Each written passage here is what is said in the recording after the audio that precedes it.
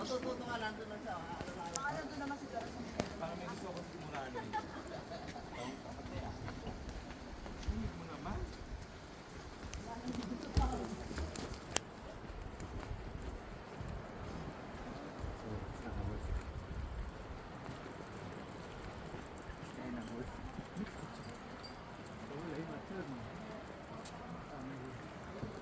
Ganda rito na pre. Oo. Walang kadumi-dumi yung yung dagat.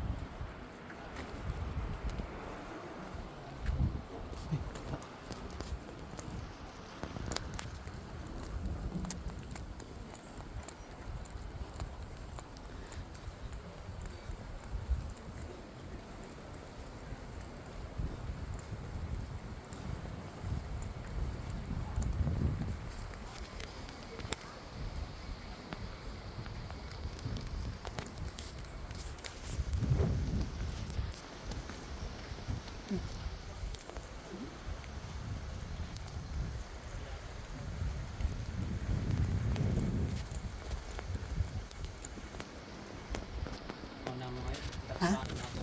Oo, itong season na, no? Itong tag-init nila. Ano dito? Kaya doon lang tayo kailangan pre. Pag seasonal eh. Pag kayari, wala na. Kaliwali na. Gusto ko mag-factory. Ako rin ka mo. Yung nga sinasabi ko kay Ate G. Sinong mo, agent mo? Ate Gil? Hindi. Di ba? Si Mambel. Si Mambel sa'yo? Ako sa Aki Gil. Sabi ko, okay lang. Oo. Sabi ko, okay lang sa akin. Factory ako. Kaya lang nauna to. Nahuli yung, may Poland siyang inaano sa warehouse. So, sabi ko, okay lang. Kahit sabi ko. Bago, sumunod doon yung factory. Oo. Factory parang nakita ko sahod, 900. Oo, laki nga pre. Sinabi niya sa akin. Sabi ko, lipat na lang ako dyan. Nandiyan ka na, sabi niya. Ang laki ng sahod ng pre. Ganda.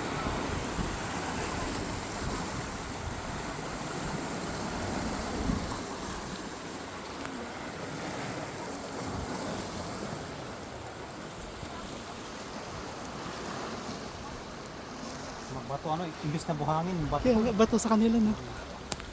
Andiyan yung baka may mga kasugat. Parang ganda. Ito yung dadagsain dito kaya